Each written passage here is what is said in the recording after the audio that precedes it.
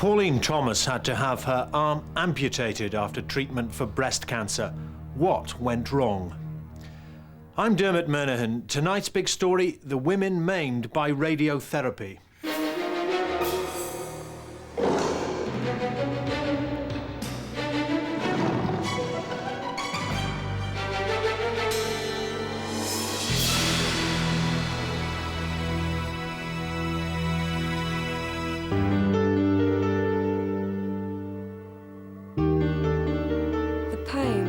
Received from the effects of radiotherapy, to me, it is just undescribable. Constant pain. My hand's paralysed. My arm moves only with difficulty. My shoulder's gone skinny, front and back, all wasted. If only I'd known that I was going to end up with a body like I've got now, I wouldn't have had the radiotherapy.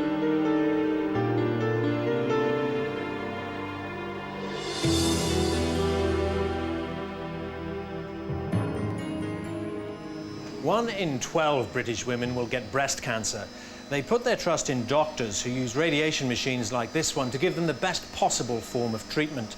But now more than 1,000 women claim that the radiotherapy designed to save them has maimed them. Tonight, we hear their tragic story and ask, could it have been avoided? And to find out what's really going on in this most sensitive area of medicine, we carry out a special big story survey of breast cancer treatment in Britain's 54 radiotherapy centres. In the wake of the campaign just launched by women who've suffered horrific side effects, we discover major differences in the type of care women can expect to get and show how it all depends on where you live. Would you like an extra on that? Yes, please, thank you. For most breast cancer patients, like Doreen Tully, radiotherapy has no serious side effects. I had an operation to take away the affected cells, and then I had radiotherapy. I was told there may be some burning and discomfort, and indeed there was, but not to any extent. I do all the things I did before. I still ski and swim, and I walk a lot. In fact, better than before.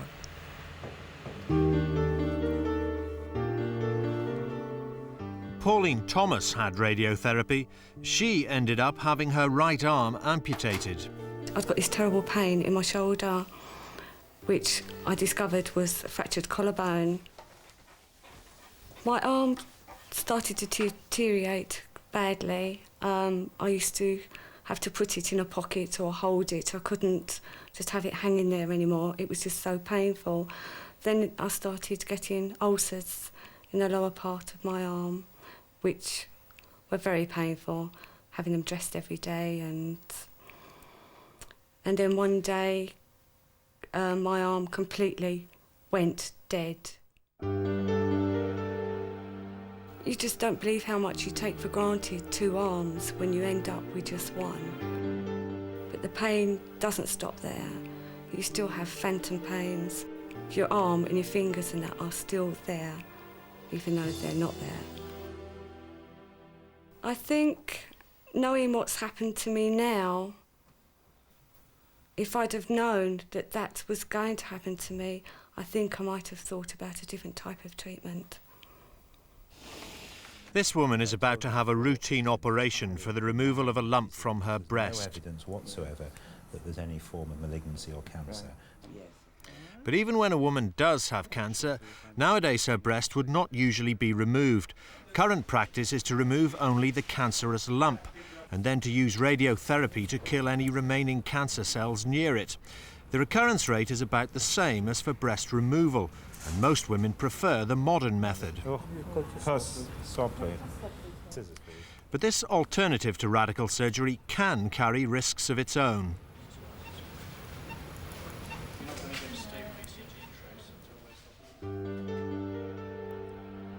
Janet Osborne had radiotherapy to save her breast.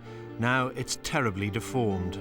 My husband described it as like a piece of meat that you put in the oven and you've overcooked it. It shrunk right up to nothing. They suggested that I can have my stomach. Luckily, I've had 3 children, so I've got quite a bit of tummy here. And my stomach sort of cut out, turned round and put there, and then sort of spread across there somehow. You've got to load the truck up tonight. I feel really ugly. My husband says he doesn't mind, it doesn't make any difference, but I feel really ugly when I get into bed. I would prefer to have had the breast amputated. They should have told me it was going to happen, or it could have happened. They should have told me that there are people who end up with deformed bodies like mine. But I wasn't told anything like that at all. Jan Millington runs a campaigning group for sufferers called RAGE. Her hand's paralysed and her arm moves with difficulty. She's received more than 1,000 letters from women who believe they were damaged. Withered arms, radiation burns, paralysis, amputations. At the moment, I get possibly daily 25, 30, 40 letters from sufferers, people who have heard of our group and who are absolutely desperate to make contact with other sufferers. This month, her group packed a hall for their first ever public meeting. They want action. They're demanding a public inquiry into how their injuries were caused, and they say that women going for radiotherapy treatment now are still at risk. I raised that fear with Jill Bullimore, Dean of the Royal College of Radiologists. The kind of injuries that have occurred in this unfortunate group of women, I believe, were all caused by the non-modern treatment of breast cancer. So, what exactly do you mean by the non-modern treatment? Treated in excess of 10 years ago, some of them as long as 20 years ago, we've seen when cases, the types of treatment were quite different to what we use now. But we have seen cases who say that they were having their treatment as recently as 1991. Well, I cannot comment on that because I haven't got the details. On behalf of the big story, RAGE analysed 375 of their complaints. 137, more than a third, were treated after 1988. The women's single biggest criticism is that radiotherapists didn't warn them of possible serious side effects. He even suggested that I should carry on work during the treatment. He said I may feel slightly sore, slightly sunburned. I may feel nauseated. But not to worry, all these effects will be temporary and they'd wear off quite quickly. The girls said to me, you will get a bit of a tingling and you will get a hardness. But the reason we're doing it is so it doesn't spread to the others. 2 or 3 years' time it could spread to the other breast, and, you know, that's why we're doing it. I'm angry that I've ended up like I am without possibly being told that this could happen.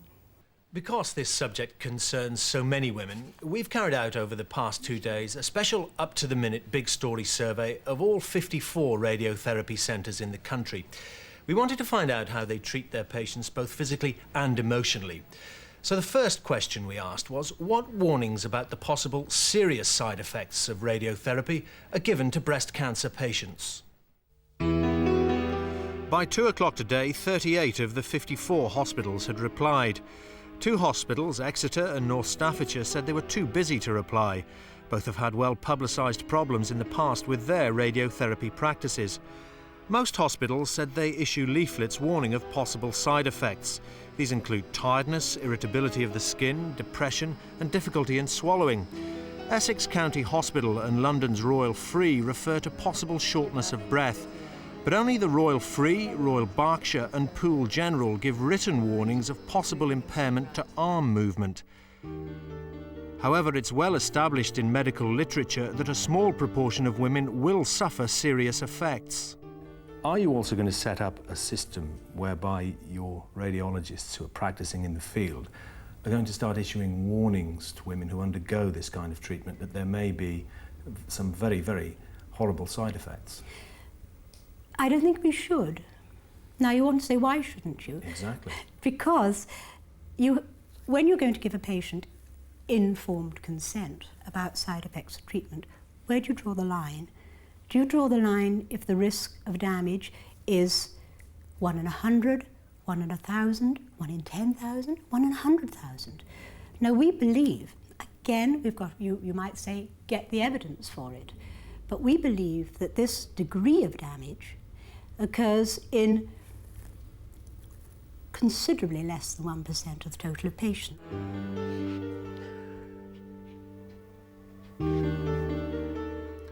Jackie Ford had radiotherapy for breast cancer. Sometime after having her treatment, she became very ill. She didn't understand why. One arm withered, and then doctors said her lungs were shrinking.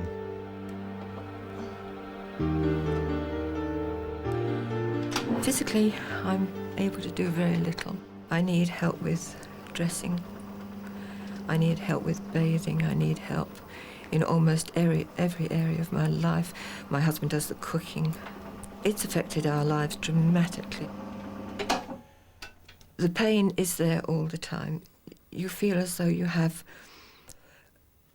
a slab of concrete inside your chest. That's the only way I can describe it, as though. When the pain becomes severe, it's like a steel band. The chest physician said that your lung is shrinking, and I assumed from that it was radiotherapy. Nobody actually ever told me. I submitted a claim to my insurers. I said that I'd had an accident which I thought was due to radiotherapy. They eventually, of course, wrote to the hospital to get a medical report. The insurer's medical report confirmed her fears. It said she does have ongoing disability due to the radiation changes in the left lung and chest wall. It was stated that I was suffering a well-recognised complication of radiotherapy. But as I've said, at no stage did anybody ever tell me that. That was the first I knew.